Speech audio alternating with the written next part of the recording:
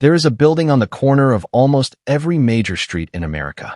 You have walked past it hundreds of times. You have probably been inside it. You might even feel comfortable there. It has a friendly logo, helpful-looking employees behind glass windows, a coffee machine in the lobby of some of them, a sign on the door that says something like, "Here for you."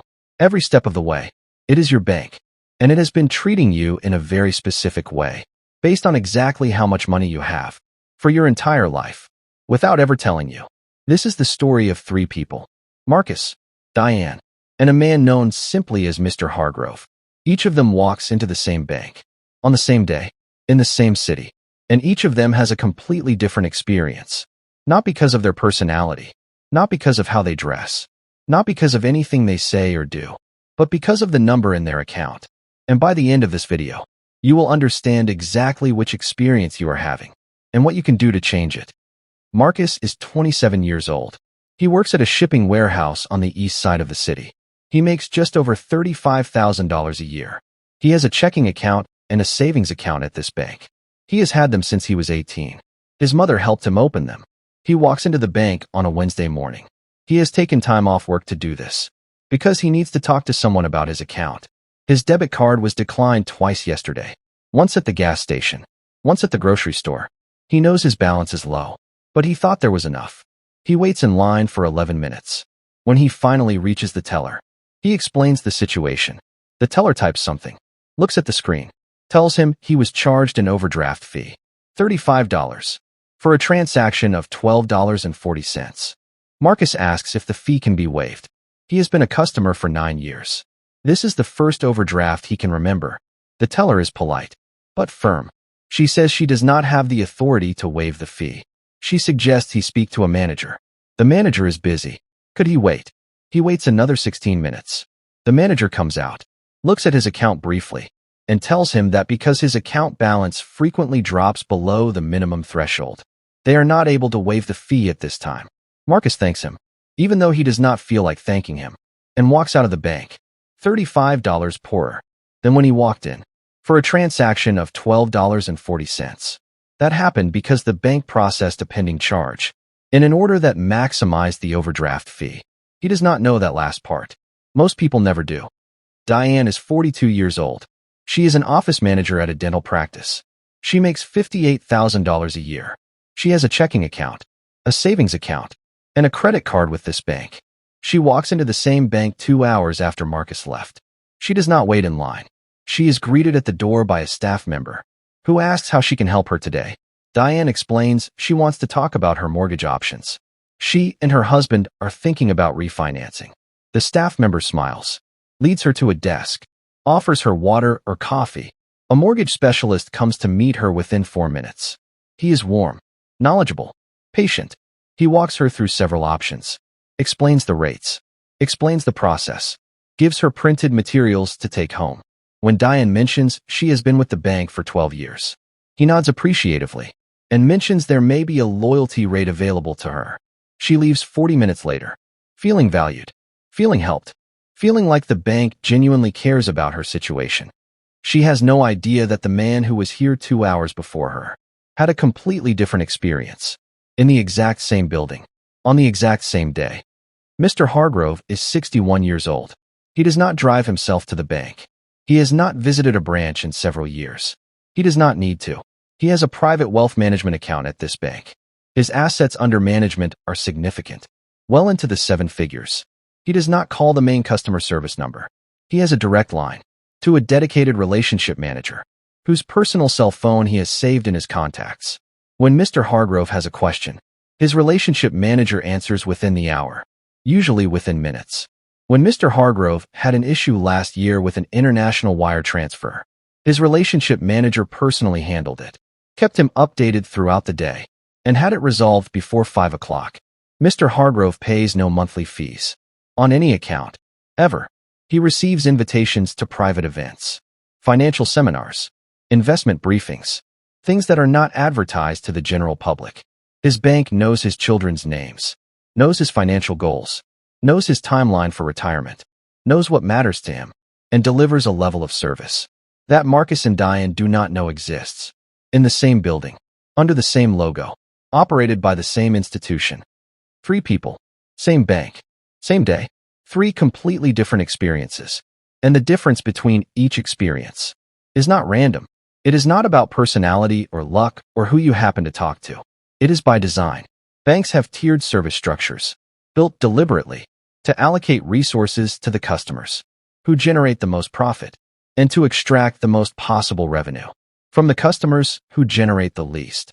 Let me explain exactly how this works. Marcus, with his $35,000 income and low account balance, is what banks internally classify as a low-value customer. Not because he is a bad person, not because he works any less hard than anyone else, but because his account generates almost no profit for the bank. His savings account earns him almost nothing in interest, because the bank pays almost nothing, and his balance is too low to matter. His checking account generates small, consistent fee revenue. Every overdraft fee. Every month his balance drops below the minimum. Every time he uses an out-of-network ATM. The bank makes money from Marcus through fees, not through his wealth, because there is not enough wealth to make money from. So the service he receives is the minimum necessary, not designed to help him grow, designed to process his transactions and collect fees when possible. This is not cruelty.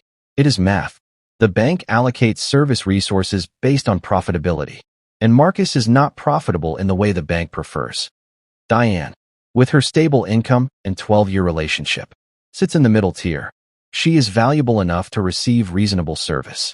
She has a mortgage, a credit card, a savings account. Each product generates revenue for the bank. Her mortgage generates interest income for years. Her credit card generates interchange fees on every purchase, and interest if she ever carries a balance. Her savings account gives the bank capital to lend at higher rates. Diane is a good customer. The bank wants to keep her, and so the service is friendly, competent, helpful. But there is a ceiling.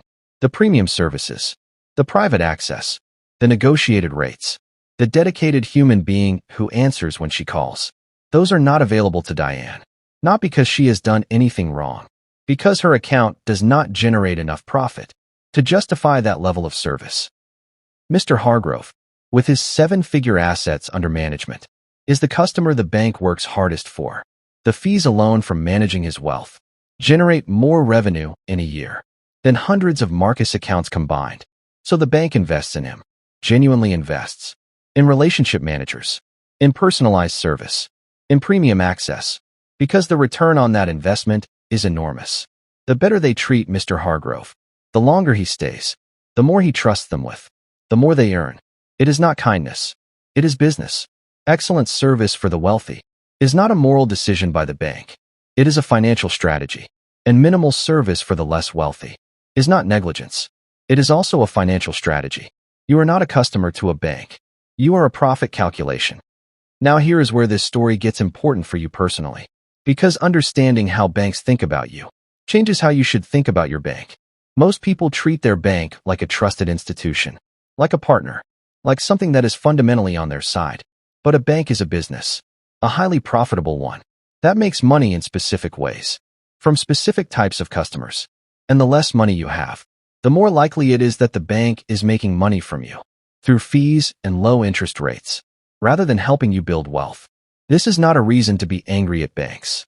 It is a reason to understand exactly what your relationship with your bank actually is, and to make decisions accordingly. Here is what Marcus eventually figured out 2 years after that Wednesday morning. After paying what felt like an endless stream of small fees, after doing research late at night on his phone, after a conversation with a coworker who had changed banks the year before, Marcus moved his checking account to an online bank. No monthly fees, no minimum balance requirement, no overdraft fees, free ATM access nationwide. He moved his savings to a high-yield savings account at a different institution, one that paid him significantly more interest than the nearly nothing his old bank had been paying. The same money, the same income, but now working slightly better for him. Instead of quietly against him, he started small, an automatic transfer of a small amount every month into a separate investment account, a simple low-cost index fund, something that tracked the overall market. Nothing dramatic, nothing that changed his lifestyle noticeably, but something that had been missing for his entire adult life. A direction. His money finally had a direction. And Diane, After that conversation about refinancing, Diane went home and did something she had not done before. She compared her bank's mortgage rate to rates available elsewhere, and she found something that surprised her. The loyalty rate her mortgage specialist had mentioned was not actually better than what she could get elsewhere. It was average, maybe even slightly above average. She spent one evening doing research, made a few calls, and refinanced with a different lender at a rate that saved her a meaningful amount of money. Over the remaining life of her mortgage, she stayed with her bank for everyday banking. It was convenient. She knew the app. She liked the branches. But she stopped assuming that because she had been loyal for 12 years. Her bank was giving her the best available options. Loyalty to a bank is not always rewarded. Understanding your options is. And Mr. Hargrove, he knew all of this already. He had known for decades. He used his bank as a tool, not as a trusted advisor. He negotiated every rate. He compared every product. He moved money when better options existed elsewhere. He never felt loyal to an institution. He felt strategic about money. And that strategy, built over decades, was a significant part of how he arrived at the level of wealth that now gave him access to that private phone line, that dedicated relationship manager, that premium service that Marcus and Diane did not know existed. He was not born knowing these things. He learned them early and applied them consistently. So what does this mean for you right now? It means this. Look at your bank account today. Actually look at it. Find every fee that has been charged in the last 3 months. Every monthly maintenance fee, every overdraft fee, every ATM fee, every fee that happened quietly while you were not paying attention. Add them up. Now ask yourself honestly, what am I getting in return for these fees? Is my bank actually helping me build wealth? Or is it extracting small amounts from me on a regular basis, while paying me almost nothing on my savings? If the answer is the second one, you are in the Marcus tier of service, and you do not have to stay there. Online banks exist that charge no fees. High-yield savings accounts exist that pay real interest. Investment accounts exist that are accessible to anyone, with any income, starting with any amount. The difference between the tier you are in right now and a tier that serves you better is not your income. It is your awareness. Marcus did not earn more money to escape the fee cycle. He just understood what was happening and changed the institution that was happening at. You can do the same thing, starting today, with exactly what you have right now. Because here is the truth about banks and wealth. The bank does not create your wealth. You create your wealth. The bank is just one of the tools you use along the way.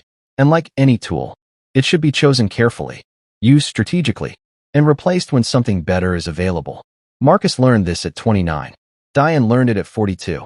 Mr. Hargrove learned it much earlier, which is part of why he ended up where he did. The earlier you understand how banks actually work, the more of your money stays with you, instead of moving quietly from your account to theirs. One fee at a time, 1 month at a time, for years. If this video showed you something about your bank that you had never seen clearly before, hit that like button. Subscribe right now. Every week we tell the stories behind money that nobody else is telling. The real ones. The honest ones. I will see you there.